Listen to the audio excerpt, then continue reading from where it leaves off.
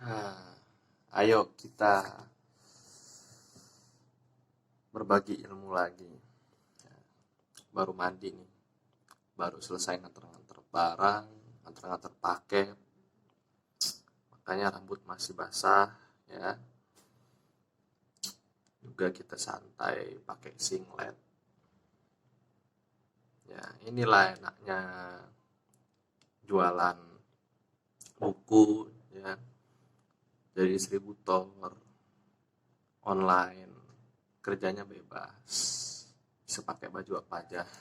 Oke, kita lanjutin lagi ngejelasin apa itu intelijen, yang bahannya diambil dari buku Intelijen Profesi Unik Orang-orang Aneh karya Supono Sugirman ya, seorang analis intelijen senior di BIN ya, beliau sudah wafat. Kita masuk ke bagian ketiga,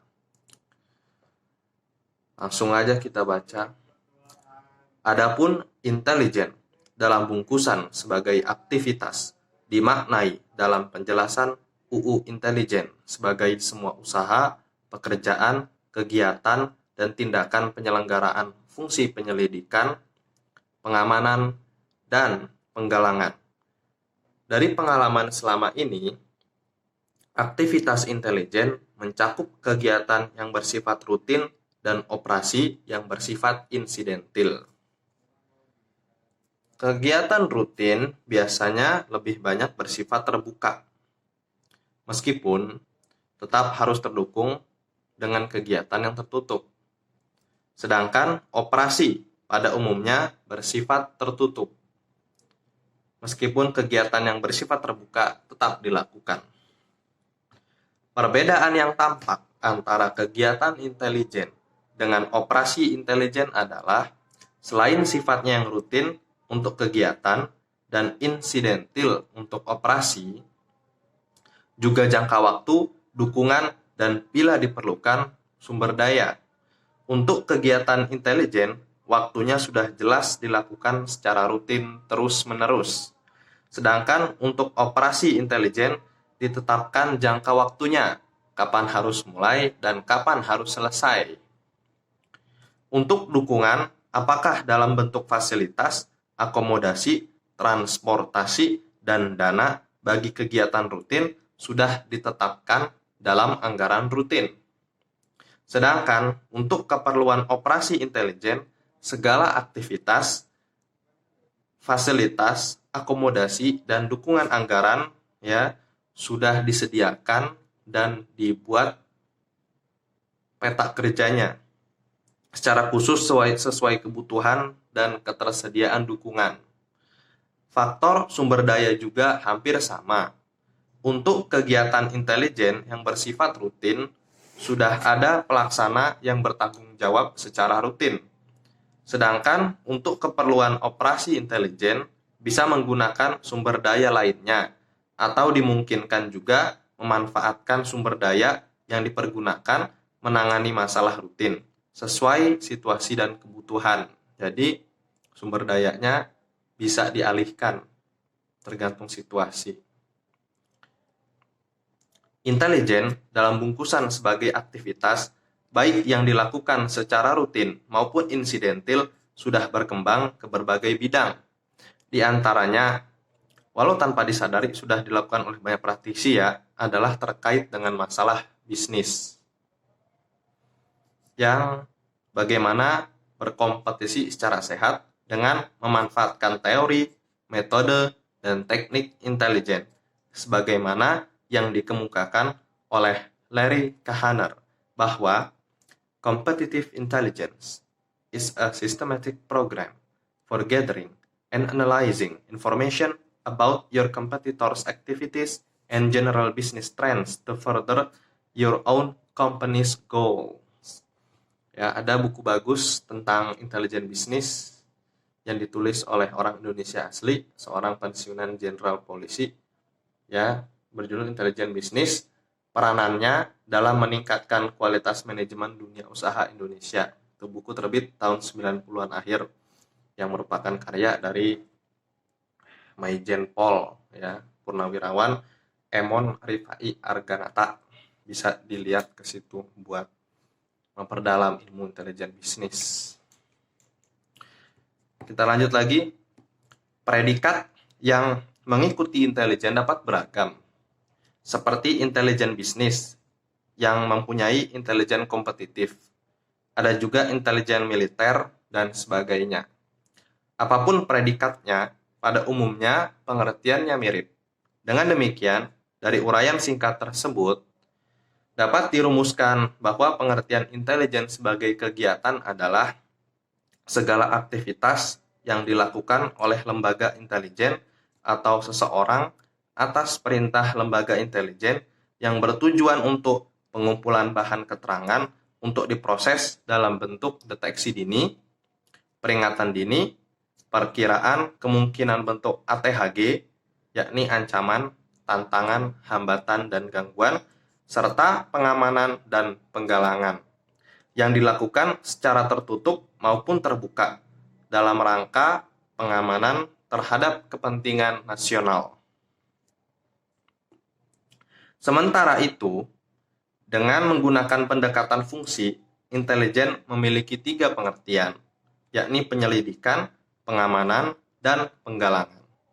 Dalam fungsi penyelidikan, sebagaimana pasal 6 ayat 2 UU Intelijen yang disahkan sidang pleno DPR RI pada 11 Oktober 2011 ya, adalah serangkaian upaya, yakni intelijen menggunakan pendekatan fungsi ya, adalah serangkaian upaya, pekerjaan, kegiatan, dan tindakan yang dilakukan secara terencana dan terarah untuk mencari, menemukan, mengumpulkan, dan mengolah informasi menjadi data intelijen, serta menyajikannya sebagai bahan masukan untuk merumuskan kebijakan dan pengambilan keputusan. Dalam pelaksanaannya, menurut Wahyu Saronto, dapat dilakukan dalam 2 sifat dan bentuk, yaitu penyelidikan yang bersifat terbuka dan penyelidikan yang bersifat tertutup. Penyelidikan yang dilakukan dengan cara terbuka mengutamakan sumber terbuka yang berbentuk penelitian ya, dengan berbagai metode, wawancara, interogasi, dan elisitasi. Sedangkan penyelidikan yang bersifat tertutup dilakukan tanpa diketahui oleh sasaran untuk mendapatkan bahan keterangan yang tidak mungkin diperoleh dengan penyelidikan secara terbuka. Penyelidikan tertutup dilakukan melalui cara ya seperti pengamatan, penggambaran, penjejakan, pembuntutan, penyadapan ya, atau pengamatan secara mendalam, penyusupan, penyurupan, dan juga bisa lewat gosip orang-orang yang di sekitar target. Memang sebenarnya masih ada bentuk lain yang dapat dikatakan bentuk ketiga, yakni penyelidikan setengah terbuka dan setengah tertutup, yakni jenis penyelidikan yang memanfaatkan mitra kerja atau counterpart dan jaringan kontak. Pengelompokan jenis ini ke dalam jenis ketiga, yakni setengah terbuka dan setengah tertutup, merupakan bentuk kompromi dari 2 pendapat bahwa bentuk ini ada yang mengategorikan sebagai penyelidikan yang bersifat terbuka. Tetapi banyak pula yang berpendapat jenis penyelidikan ini dapat dikategorikan sebagai penyelidikan tertutup. Sedangkan dalam fungsi pengamanan, sebagaimana UU Intelijen pasal 6 ayat 3, ya, intelijen dalam fungsi pengamanan, ya, artinya serangkaian kegiatan yang dilakukan secara terencana dan terarah untuk mencegah atau melawan upaya pekerjaan kegiatan intelijen dan atau pihak lawan yang merugikan kepentingan dan keamanan nasional. Intelijen dalam pengertian kegiatan ya, sebagai kegiatan pengamanan berarti semua kegiatan yang dilakukan untuk mencegah terjadinya hal-hal yang dapat merugikan sistem keamanan internal. Kegiatan pengamanan ini antara lain menumpas kegiatan spionase, sabotase, dan penggalangan yang dilakukan oleh pihak lawan. Kegiatan pengamanan selalu diarahkan keluar, yakni kepada pihak lawan. Adapun dalam fungsi penggalangan, sebagaimana UU Intelijen Pasal 6 Ayat 4, intelijen memiliki makna serangkaian upaya, pekerjaan, kegiatan, dan tindakan yang dilakukan secara terencana dan terarah untuk mempengaruhi sasaran agar menguntungkan kepentingan dan keamanan nasional. Banyak pengertian tentang penggalangan, tetapi secara umum dapat dikemukakan bahwa penggalangan adalah segala langkah dan upaya agar kondisi lingkungan, apakah itu perorangan atau masyarakat, menjadi kondusif bagi pelaksanaan tugas atau bagi upaya pencapaian target tujuan. Penggalangan dapat dilakukan dengan berbagai bentuk dan langkah. Utamanya adalah langkah-langkah yang bersifat persuasif dan lunak dengan memanfaatkan pendekatan psikologis. Adapun penggunaan bentuk yang bersifat paksaan, apalagi kekerasan, sejauh mungkin dihindari, sebab cara seperti ini tidak akan efektif dan bertahan lama, bahkan dapat kontraproduktif. Sementara itu, dengan menggunakan pendekatan tugas, intelijen dapat diartikan sebagai sebuah upaya deteksi dini, peringatan dini, dan perkiraan. Tentu sedapat mungkin dilengkapi dengan alternatif saran tindakan. Yang dimaksud dengan deteksi dini adalah kemampuan untuk melakukan identifikasi terdapatnya gejala awal atau indikasi awal ke arah kemungkinan terdapatnya faktor yang dapat berkembang menjadi bahaya atau ancaman. Tahap ini amat krusial. Menemukan indikasi awal atau gejala awal sungguh tidak mudah. Terdapat jarak yang cukup sulit untuk dilewati antara indikasi awal atau gejala awal dengan bukti awal. Bukti awal merupakan ranah hukum yang akan dimanfaatkan untuk pengembangan langkah-langkah hukum berikutnya. Sementara itu, gejala awal atau indikasi awal merupakan wilayah abu-abu, wilayah samar, yang dalam perkembangannya dapat menjadi putih bila dibersihkan dengan benar. Dan sebaliknya, bisa berkembang menjadi hitam atau kumal bila dibiarkan secara alami. Inilah titik kesulitannya.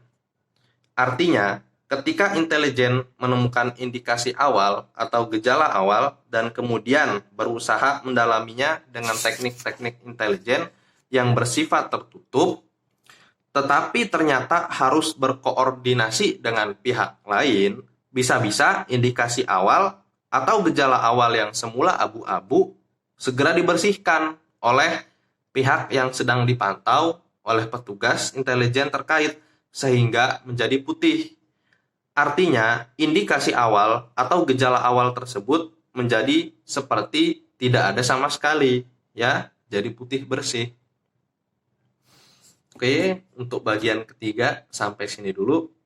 Semoga materi ini bermanfaat untuk semuanya, untuk penyimaknya, ya. Gua juga mau makan dulu, udah lapar. Nantikan episode berikutnya. Wassalam.